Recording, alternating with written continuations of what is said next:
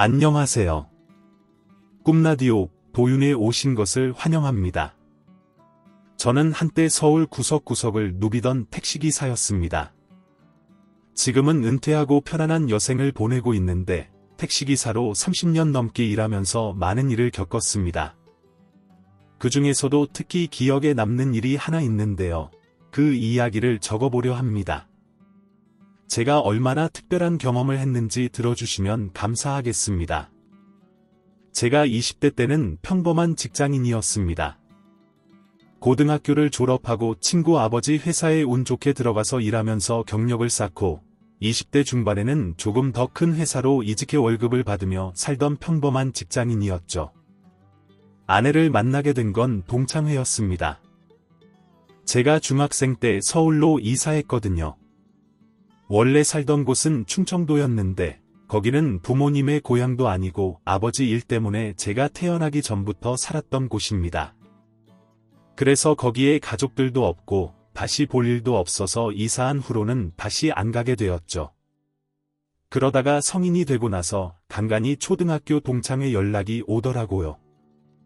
그때는 차도 없고 고속버스를 타고 가야 했을 때였어요.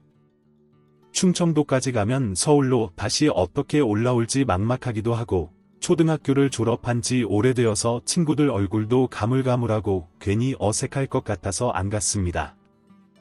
그러다가 28살 때 또 초등학교 동창 연락을 받게 되었습니다. 승관아, 이번엔 꼭 와야지. 너도 와서 같이 놀자. 너처럼 전학 간 애들이 한둘인 줄 아냐? 걔네도 다 와서 재밌게 놀다가 너 우리랑 6학년 때 동갑이었던 축구 잘하던 키 큰 애 기억나냐? 걔 아버지가 여기서 펜션 하셔서 거기서 자고 가면 돼. 초등학교 때 전교 회장이었던 친구의 꼬드김에 결국 넘어가고 말았습니다. 토요일에 회사를 일찍 마치고 고속버스를 타고 충청도로 향했죠. 그때 마음은 반신반의였습니다. 졸업 후 처음 보는 친구들이라 어떻게 변했을지 궁금하기도 하고 절 기억 못할까 봐 걱정되기도 했죠. 해가 뉘엿뉘엿 저물 때쯤 도착했는데 정말 많은 사람들이 모였더라고요. 알려준 주소로 가보니 그 앞에 신발들이 빼곡하게 놓여 있었습니다. 이미 마당에는 술병이 가득하고 언제부터 마시기 시작했는지 알 수 없었죠. 문을 열고 들어가니 친했던 친구도 안 친했던 친구도 모두 반갑게 맞이해줬습니다. 동창회는 그런 곳이었어요. 아는 추억, 모르는 추억, 몇 번이고 말했던 추억들을 끄집어내며 웃고 떠드는 곳이었죠. 너무 즐거웠어요. 10년 넘는 공백이 무색할 만큼 어제 만난 친구들처럼 정말 즐겁게 놀았습니다. 얼굴을 아는 친구들도 모르는 친구들도 하나씩 자리를 잡고 그 큰 방이 꽉 찰 만큼 가득 찼죠. 술맛도 좋고 오랜만에 정말 즐거운 시간을 보냈습니다.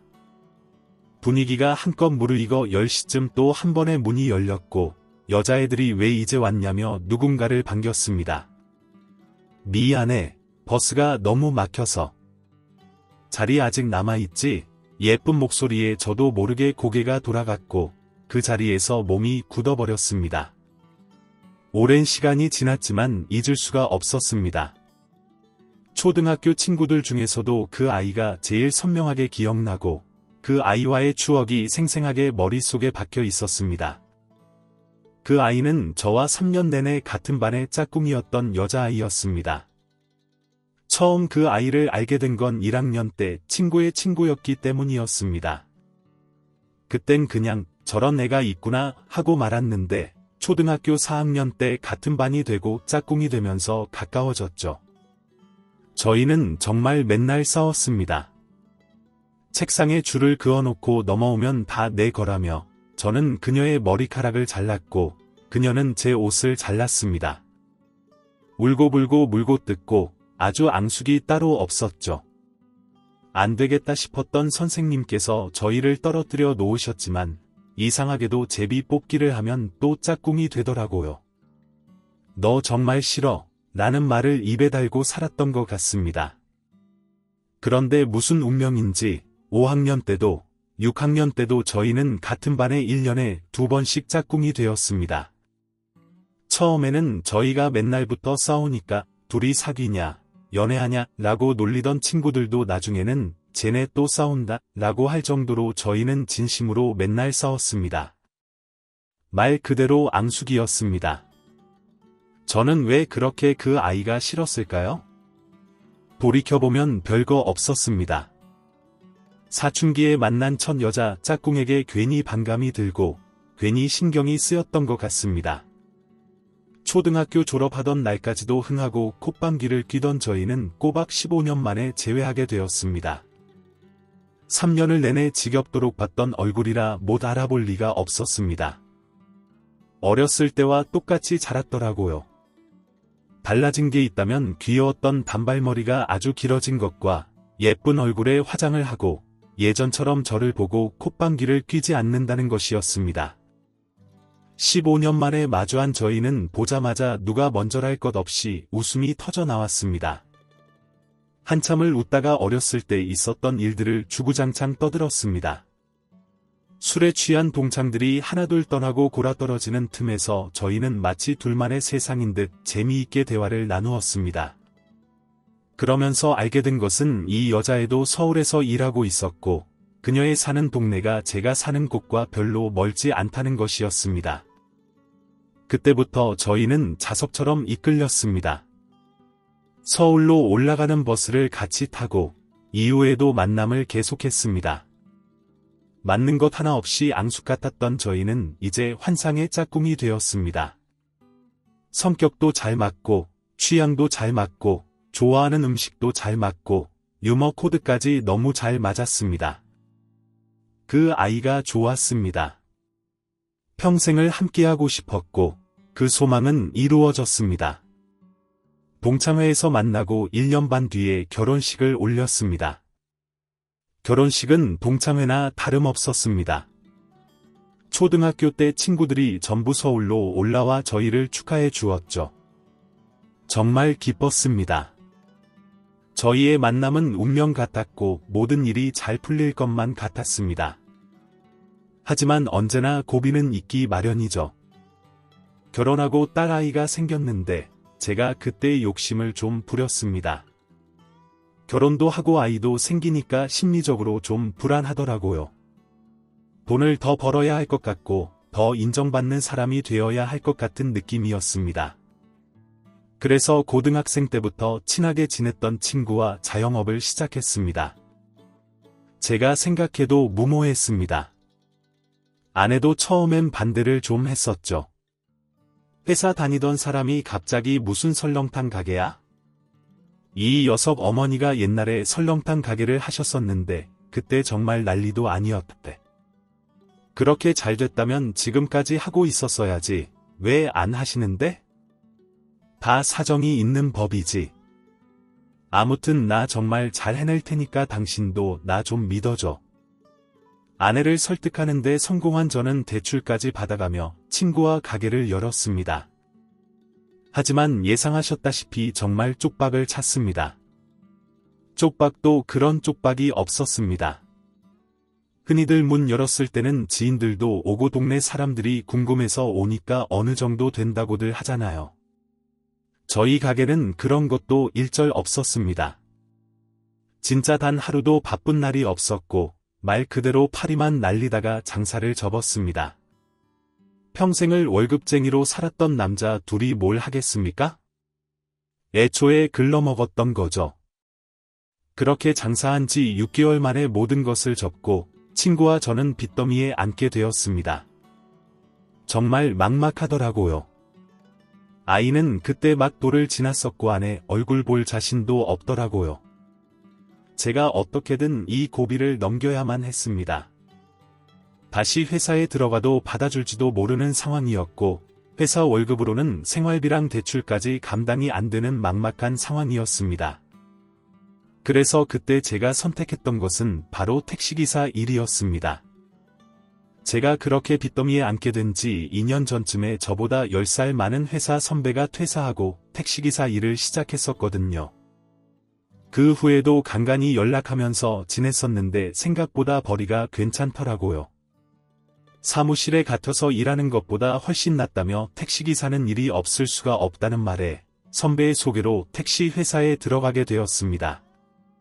택시기사 치고는 어린 나이였지만 군대 가기 전부터 면허를 따서 아버지 차를 자주 끌고 다녔던지라 운전 경력은 꽤 있었습니다.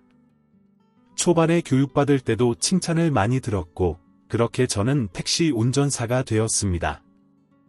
평소에도 운전하는 걸 좋아했어서 그런지 제 적성을 찾은 기분이더라고요. 서울 방방곡곡을 누비는 것도 재미있었고 엄청난 차이는 아니었지만 회사 다닐 때보다 더 벌어서 좋았습니다. 무엇보다도 혼자 일을 한다는 게 저한테는 좋더라고요.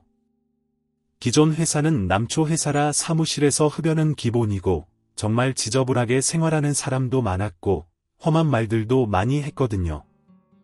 제가 그 회사 막내였어서 진짜 말도 안 되는 굳은 일도 다 했습니다. 그런데 택시는 오로지 저 혼자만 운행을 하는 거잖아요. 물론 회사이기 때문에 지켜야 할 규칙도 많고 나누는 얘기도 많았지만 내가 하는 내 일이었기 때문에 마음이 진짜 편했습니다. 그래도 모든 일에는 장단점이 있는 법이죠.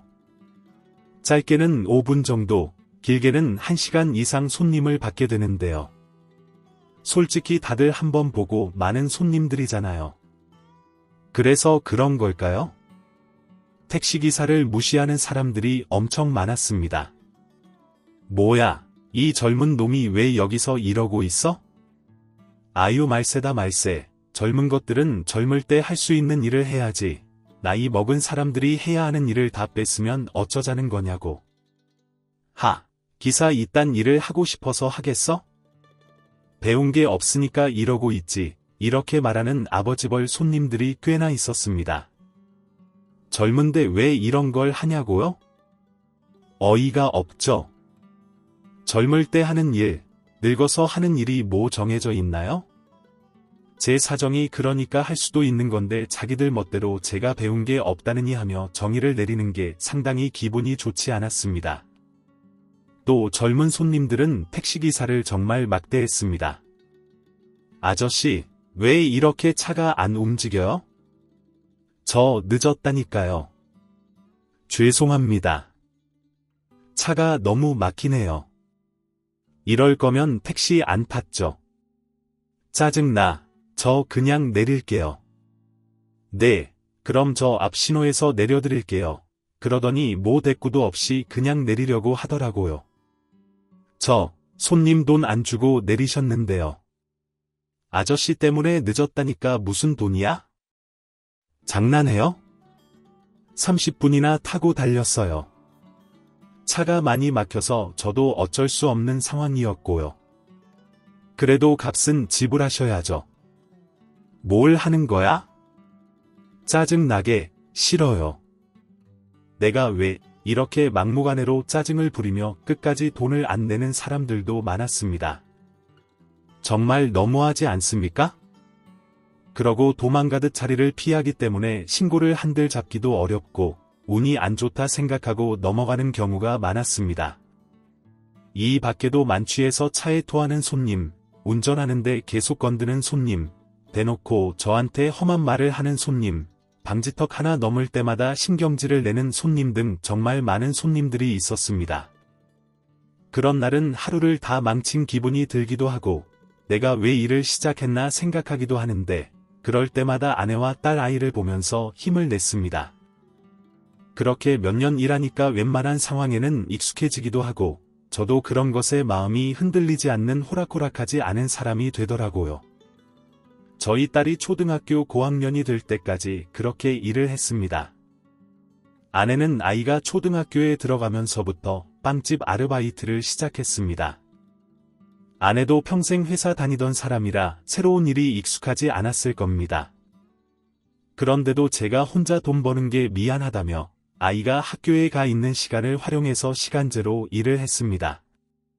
빵집 카운터를 보면서 빵에 관심을 가지더니 언젠가부터는 빵 만드는 기술을 배우다가 아예 빵 제조하는 파트로 넘어가더라고요. 알고 있었지만 참 멋진 사람이라고 생각했습니다. 아내가 잘 되니까 저도 더 잘해야 할 것 같기도 했고요. 일하는 아내는 참 행복해 보였습니다. 그렇게 아내는 3년을 일했고 아내가 열심히 일해준 덕에 빚도 많이 갚고 딸아이도 잘 키울 수 있었습니다.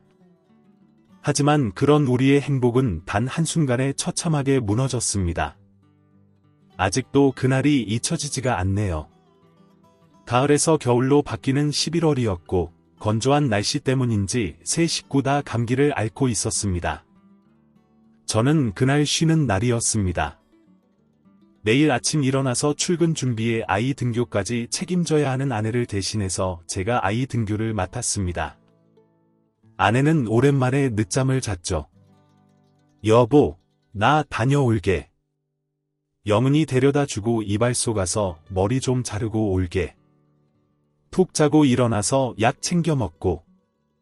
고마워, 여보. 코를 훌쩍이는 아내와 인사를 하고 밖으로 나섰습니다. 딸아이를 학교에 데려다 주고 시내에 있는 이발소에 가서 머리를 잘랐습니다. 그러고 세차할 때 쓰는 걸레가 떨어진 게 생각나서 마트에 들러 걸레까지 사고 나니 벌써 점심시간이더라고요. 아내는 밥을 먹었나 생각하다가 일하는 아내를 위해서 오랜만에 내조를 좀 하자 싶었습니다. 제가 가끔 쉬는 날이면 아내 일하는 곳에 김밥 같은 걸 사가거나 음료수를 사가거나 하거든요. 능력 있는 남편은 아니지만 그래도 자상한 남편은 될 수 있으니까요. 그게 뭐라고 아내가 엄청 좋아하기도 했고요. 점심시간도 되었으니 밥이 좋겠다 싶어서 근처 백반집에 가서 포장을 했습니다. 아내가 좋아할 모습을 상상하며 아내의 빵집으로 향했죠. 그런데 아내의 빵집을 200m쯤 앞두고 소방차 3대와 구급차 2대가 잇따라 지나가더군요. 어디 사고라도 났나 생각하면서 가던 길을 계속 갔는데 전제 눈앞에 펼쳐진 광경을 보고 양손에 든 음식을 모두 떨어뜨릴 수밖에 없었습니다. 차도며 인도까지 넘어온 소방차와 구급차가 세워진 곳은 다름 아닌 아내가 일하는 빵집이었습니다. 수십 명의 사람들이 그 주위에 서서 빵집을 쳐다보고 있었습니다. 연한 갈색의 빵집 외관은 시커멓게 변한 지 오래였습니다. 창문 안으로는 활활 타오르는 불꽃이 보였고 파란 하늘로 검은 연기가 피어오르고 있었습니다. 무작정 가게 안으로 들어가려는 저를 소방대원들이 말렸습니다. 여보, 여보, 제 아내가 저 안에 있어요. 아내가 여기서 일해요. 아내가 빵집 안에 있다고요. 소방대원들은 저를 필사적으로 말렸습니다. 소방대원들도 쉽게 들어가지 못할 만큼 불길이 거셌습니다. 제가 할 수 있는 게 없었습니다. 바닥에 주저앉아 고개를 쳐들고 빵집을 쳐다볼 수밖에 없었습니다. 몇 시간이 지나서야 불길이 잡혔습니다. 불길이 수그러들고서야 소방관분들이 안으로 들어갔고 하나 둘 사람들이 구조되었습니다. 하지만 구조된 5명의 사람들, 그 중에 숨이 붙어 있는 사람은 없었습니다. 그리고 그 5사람 중 한 사람이 바로 제 아내였습니다. 정말 심장이 산산조각 나는 기분이었습니다. 시간이 많이 지난 지금도 뭐라 말로 표현할 수가 없네요. 진짜 고통스러웠습니다. 피가 거꾸로 솟는 기분이었습니다. 그때부터 저는 아내가 없는 세상에서 살아가야만 했습니다. 제 고통도 고통이었지만 저희 딸아이는 오죽했겠습니까? 그때 제 딸 나이가 고작 11살이었습니다. 고작 초등학생인 어린아이가 감당하기에는 너무 큰 고통이었을 겁니다. 2달 정도는 학교도 못 갈 만큼 많이 힘들어했고 먹는 걸 그렇게 좋아하던 아이였는데 한동안은 거의 먹지도 않았습니다. 힘들어하는 딸 아이를 보면서 나라도 더 정신 차려야겠다고 생각했습니다. 아이를 위해서라도 마음 단단히 먹고 아이 잘 키워야겠다고 결심했죠. 아내를 위해서도 그게 맞다고 생각했습니다. 그래도 시간이 약이라고 아이도 점점 힘을 냈고 스스로 슬픔을 견뎌내보려고 많이 노력하더라고요. 영은아, 앞으로 아빠가 엄마 역할까지 다하게, 아빠가 최선을 다하게, 그러니까 우리 하늘에 있는 엄마 생각하면서 열심히 살아보자. 그렇게 우리는 살아보기로 했습니다. 아내가 없는 엄마가 없는 세상에서 둘이 힘을 내보기로 했습니다. 딸아이와 그때부터 더 가까워지고 더 돈독해졌던 것 같습니다. 그전까지는 잘 몰랐던 육아에 대한 아내의 고충도 좀 알게 되었고, 가장으로서의 부담감도 더 커지기도 했습니다. 그래서 저는 보다 자유롭게 일할 수 있으면서 더 돈을 많이 벌 수 있는 개인 택시를 운영해 보기로 했습니다. 경력은 충분했고 문제는 돈이었습니다. 회사가 아니라 개인으로 운영하는 거니까 차도 있어야 하고 번호판 다는 것도 다 돈이었거든요. 그런데 그때 같이 회사에서 일하다가 개인 택시 하러 나갔던 동료가 있었는데 그 동료가 건강 문제로 택시를 그만두게 되면서 저한테 차를 싼 값에 내주었습니다. 그 덕에 개인 택시를 할 수가 있었죠. 아이가 학원도 오가야 했고, 아이가 학교에 가지 않는 주말이나 아이가 갑자기 아플 때는 아이를 봐야 했으니까 시간을 자유롭게 쓸 수 있는 개인 택시가 저한테는 딱 좋았습니다. 그리고 동료가 말했던 것처럼 개인 택시자니까 훨씬 돈을 많이 벌기도 했고요. 대신 세금도 많이 내고 일 안 하면 못 벌고 일하면 버는 일이다 보니까 심적 부담감도 크다는 단점도 있었지만요. 그래도 끝까지 힘내서 일할 수 있었던 건 바로 우리 딸아이 때문이었습니다. 주말마다 아빠랑 노니까 너무 좋아. 예전엔 아빠 주말에도 일했잖아. 그땐 아빠랑 놀고 싶었거든. 혼자 집에 있는 것도 심심했고, 이제 아빠가 영원히 심심하지 않게 주말마다 쉴게. 영훈이 그동안 해보고 싶었던 거 다 하자. 가보고 싶었던 것도 말만 해. 아빠 제일 잘하는 게 운전이잖아. 저희 모녀는 씩씩하게 아픔을 견디고 살아갔습니다. 저는 내내 딸아이만 걱정을 했습니다. 엄마가 없다고 놀림이라도 받으면 어쩌나 주눅 들면 어쩌나 사춘기가 심하게 오면 어쩌나. 특히 여자이기 때문에 제가 여자의 마음은 잘 모르니까 더 걱정이 되더라고요. 하지만 저의 걱정은 헛된 걱정이었습니다. 저희 딸이 아내를 닮아서 그런가 생각보다 정말 강하고 씩씩한 아이더라고요. 반항도 사춘기도 없이 진짜 너무 잘 커주었고, 너무 착하고 씩씩한 딸로 자라주었습니다. 중학생 때부터는 저보다는 친구들과 있는 걸 더 좋아하는 것 같아서 주말에도 친구들과 놀라고 내보내주고 그랬거든요. 딱히 할 거 없던 저는 일하러 나갔고요. 친구들도 다 착하고 좋은 친구들 만나서 잘 어울렸고 미용사라는 꿈도 꾸게 되었습니다. 딸아이 친구 중에 나이 차이 많이 나는 언니를 둔 아이가 있었는데 그 언니가 미용사더라고요.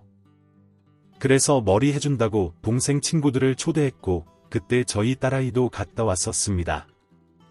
그때 기억이 참 좋았나 보더라고요. 미용사 하고 싶다고 해서 고등학교 다니면서 미용학원에 보내줬습니다.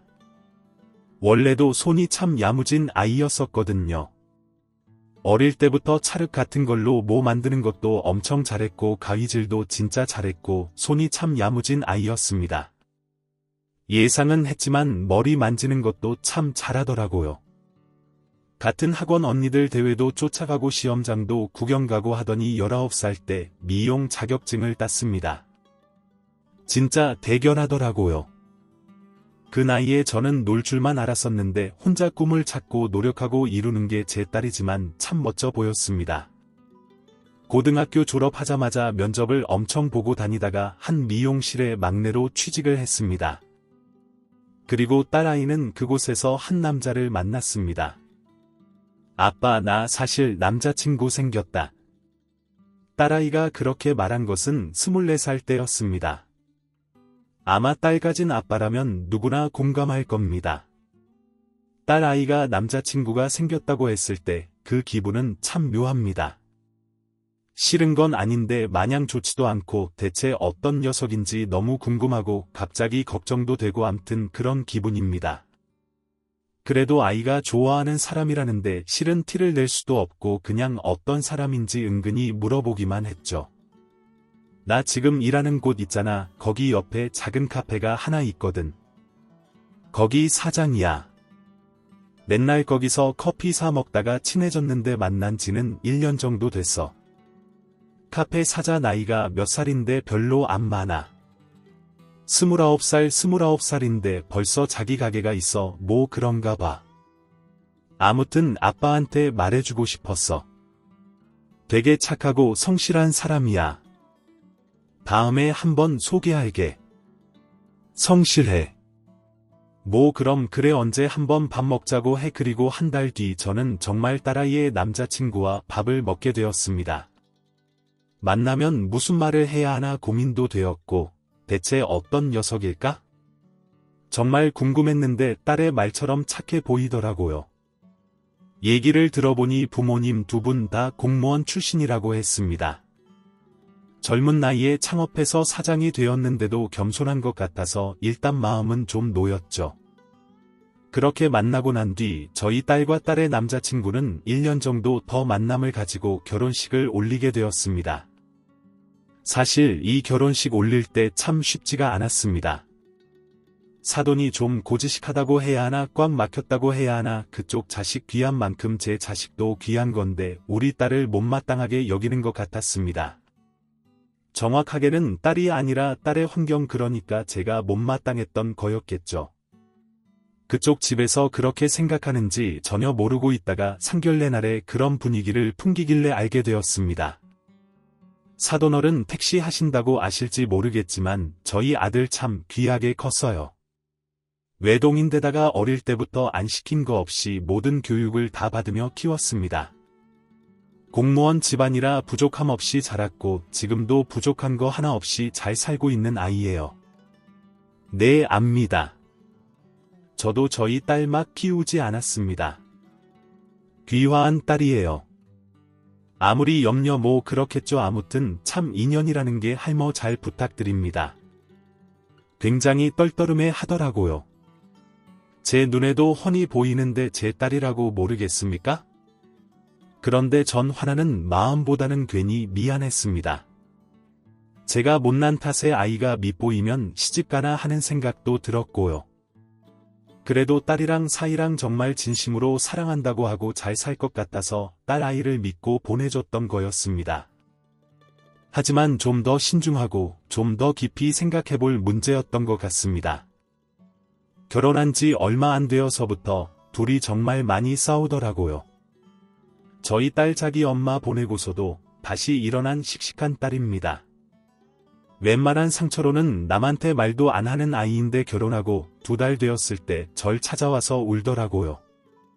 너무 힘들다고 쌓인 녀석이 철없이 굴면서 속썩이는 것도 있었지만 가장 큰 고충은 사돈인 듯 했습니다.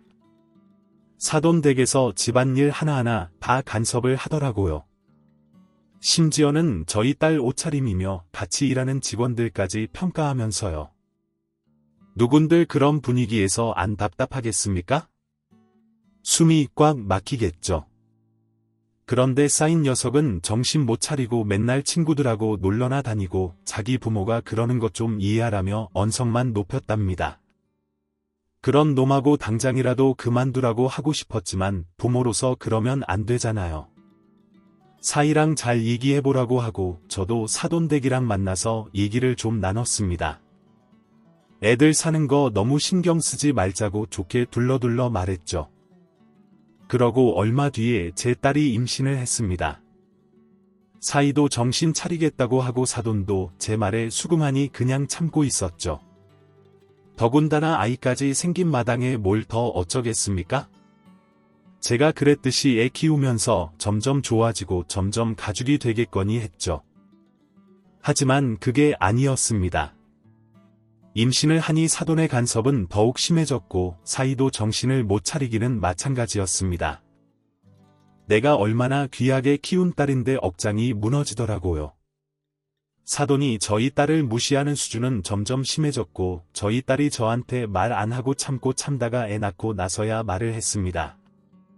아빠 나 이혼할래. 그 집안에서 더 이상 우리 아이 키울 수는 없을 것 같아. 잘해봐라. 살다 보면 괜찮아진다. 더 살아봐라. 이런 말 일절 하지 않고 딸의 의견을 존중했습니다. 그렇게 저희 딸은 아이를 낳은 동시에 싱글맘이 되었습니다. 그때부터 다시 저희 집에 들어와서 살게 되었죠. 둘이 정말 고군분투하면서 아기를 키웠습니다. 분명 딸 키웠는데도 하나도 생각이 안 나더라고요.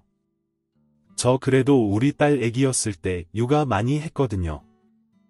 그런데 그랬는데 기저귀는 언제 갈아야 하는지 분유를 얼마나 먹는 건지 기억이 한 개도 안 나더라고요.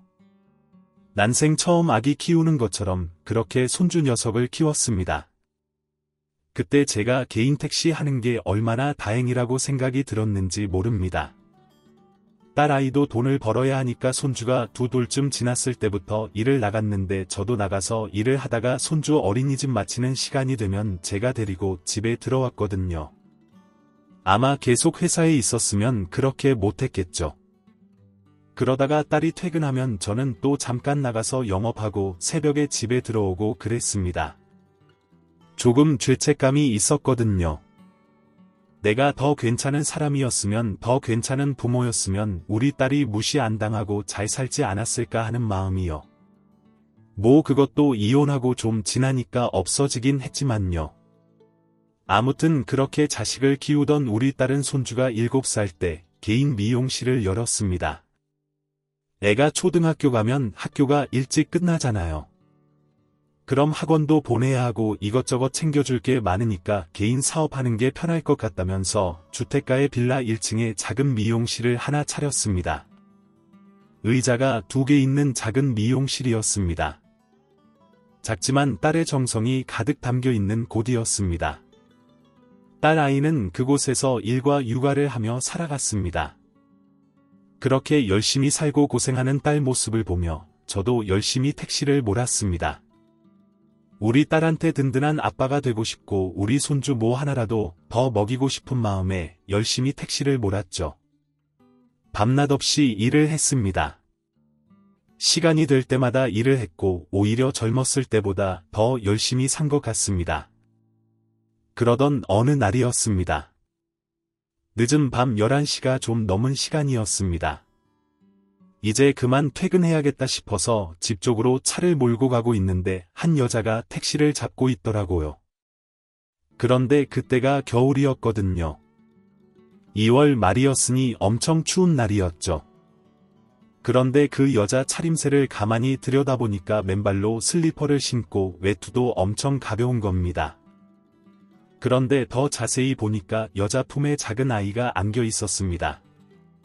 전 얼른 그 앞에 차를 세웠습니다. 여자는 다급히 차 안에 탔고 전 차에 타는 여자의 모습을 보고 깜짝 놀라고 말았습니다.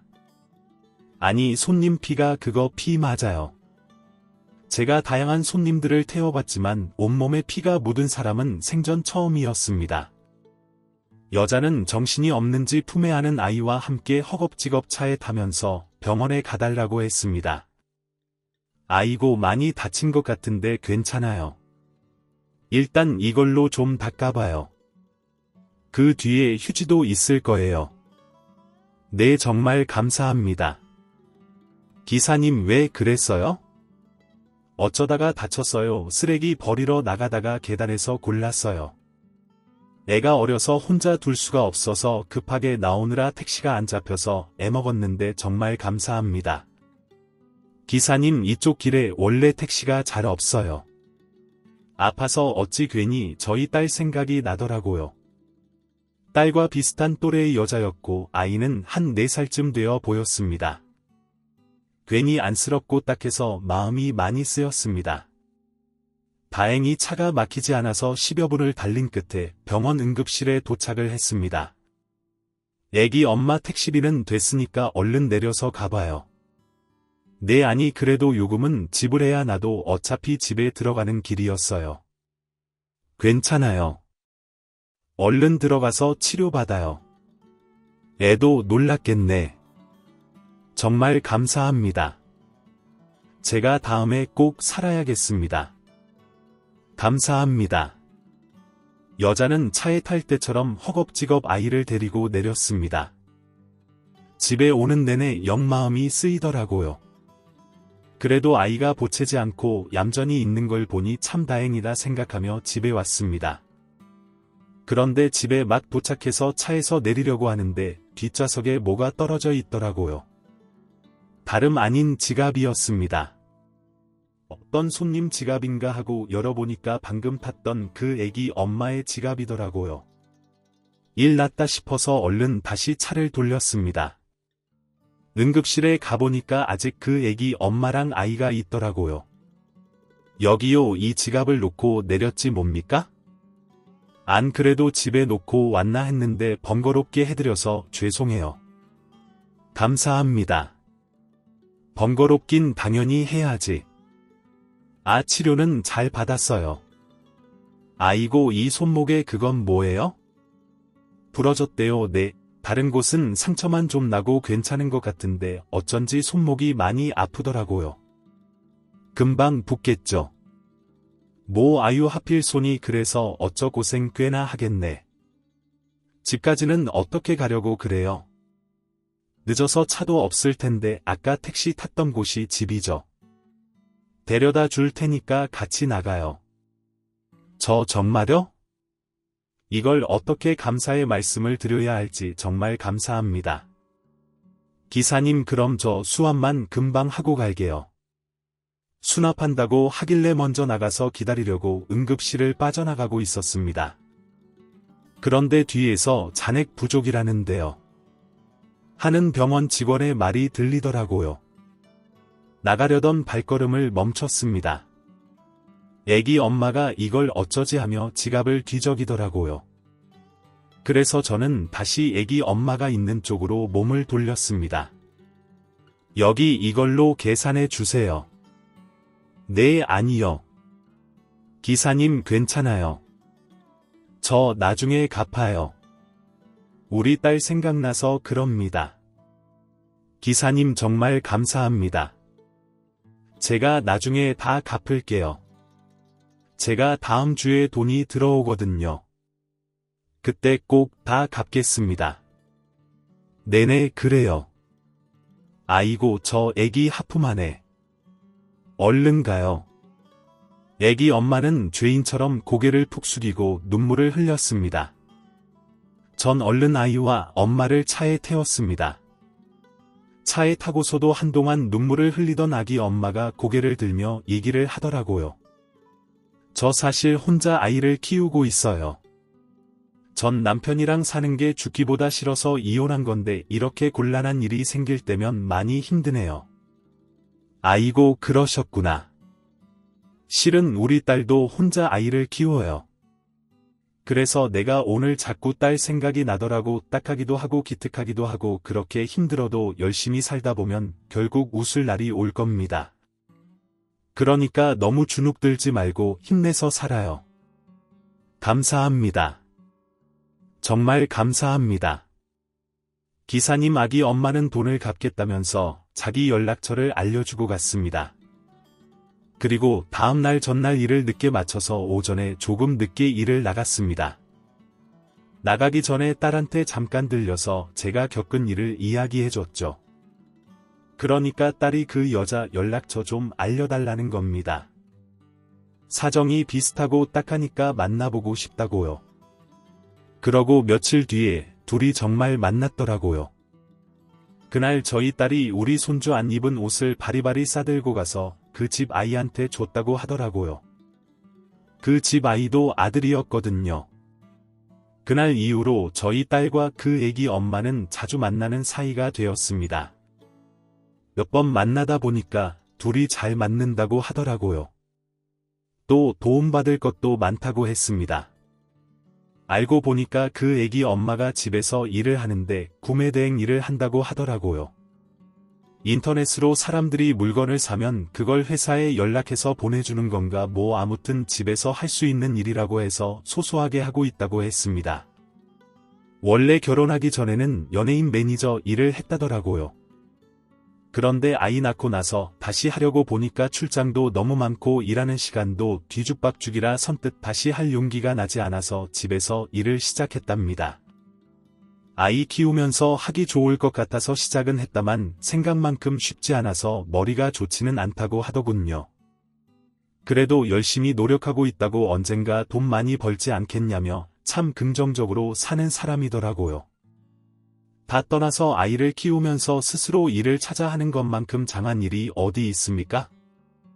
그리고 그 애기 엄마 거래하는 거래처에서 우리 딸이 미용실에서 쓰는 자재를 저렴한 값에 들여올 수가 있어서 우리 딸이 도움을 좀 받기도 했죠. 그럼 또 나누기 좋아하는 우리 딸은 고마워서 그 집 애한테 뭐 해주고 애기 엄마한테도 뭐 사다 주고 그렇게 둘이 잘 지내던 어느 날이었습니다. 그런 만남을 이어간 지 한 3년 지났을 때였나 그때부터 그 애기 엄마가 저희 딸 미용실에 자주 오기 시작했습니다. 원래도 자주 오기는 했지만 언제부터인가 와서 가게 청소도 하고 뭐 책 같은 것도 들여다보면서 공부도 하고 그러더라고요.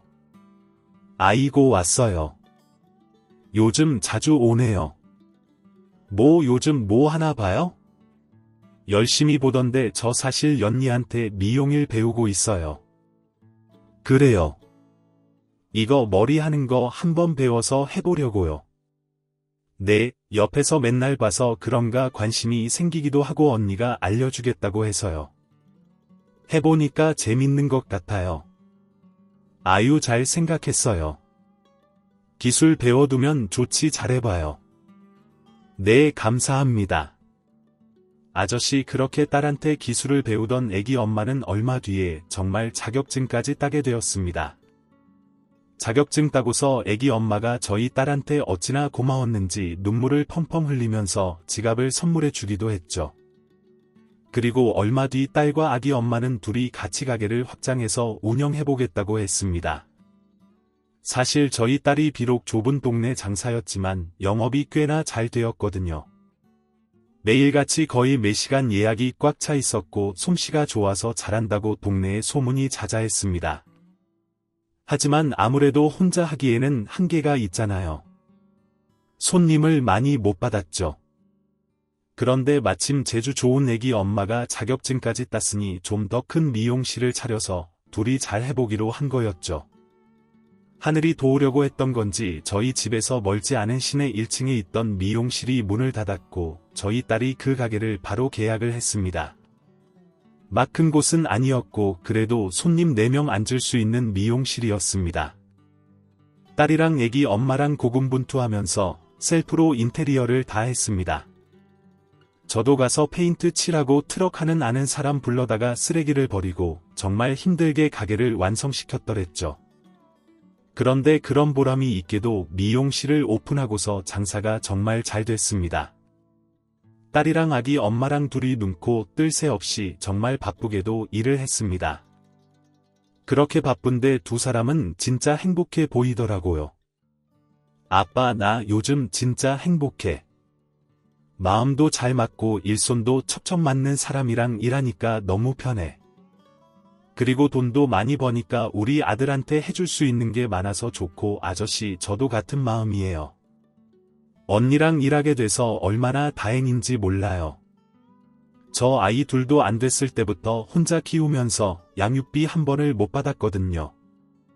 진짜 힘들게 살았는데 이제는 그렇지 않아서 너무 행복해요.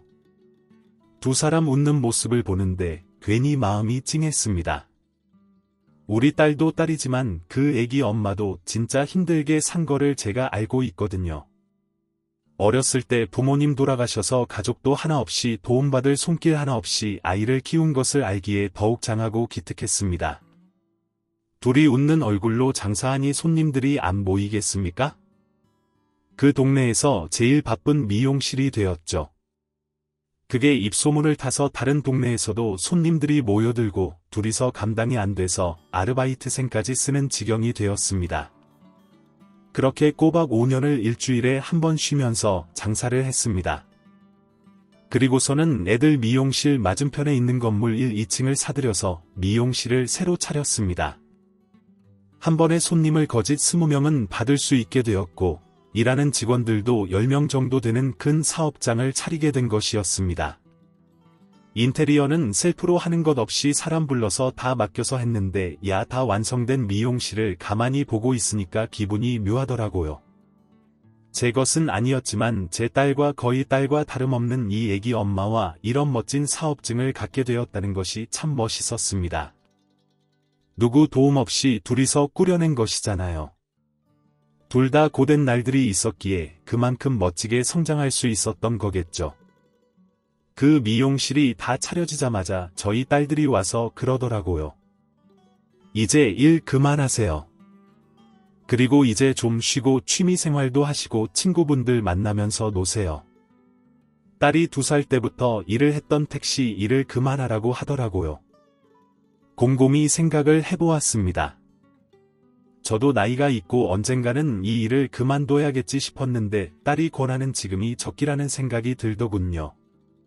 저는 과감하게 면허 팔고 택시도 내놓으면서 30년 넘게 한 택시 일을 그만두었습니다. 그래서 지금은 뭐 하며 사냐고요? 미용실에서 일합니다.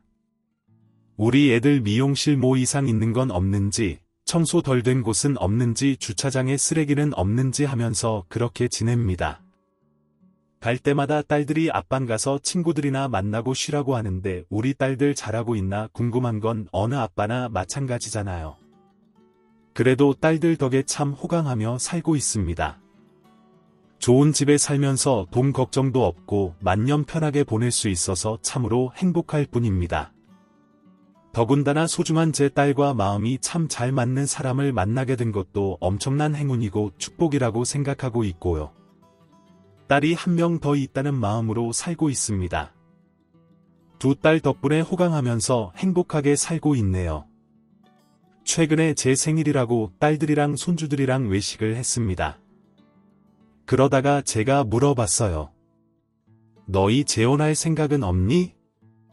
이제 돈도 많이 벌었고 시간도 많이 있을 텐데 연애라도 해보지. 원래 이런 말 절대 안 했거든요. 둘 다 전 남편들한테 받은 상처가 많이 컸기 때문에 이런 말 하는 게 조심스럽더라고요. 그런데 이제 세월도 많이 흘렀고 둘이 여유도 찾았으니까 한번 물어봤습니다. 그러니까 애들이 둘 다 고개를 절레절레 하더라고요. 아빠 재혼은 절대 안 해요. 난 연애하는 것보다 일이 훨씬 더 재미있거든요. 언니도 나도 나는 2번째 결혼을 일이랑 한 것 같다. 참 저희 딸들다운 대답이라고 생각돼서 웃음이 나왔습니다. 그래요, 뭐 꼭 누구랑 같이 살아야 잘 사는 것도 아니고 그래야 행복한 건 아니지 않습니까? 애들이 지금 행복하고 만족한다면요. 제가 뭐라고 하겠어요? 애들 행복한 게 최우선이죠.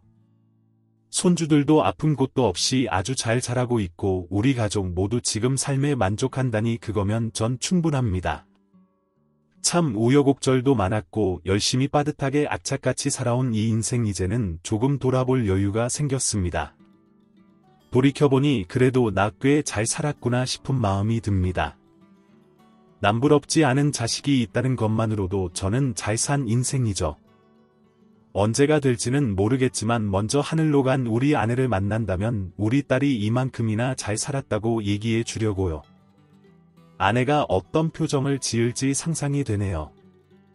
그때까지 우리 가족 지금처럼만 갖기를 바라며 이만 글을 줄이겠습니다. 제 사연 보시는 모든 시청자분들의 가정에 평안과 행복만이 가득하기를 바랍니다. 그럼 지금까지 사연 들어주셔서 감사합니다. 사연이 재미있으셨다면 구독과 좋아요를 눌러주세요. 감사합니다. 안녕히 계세요.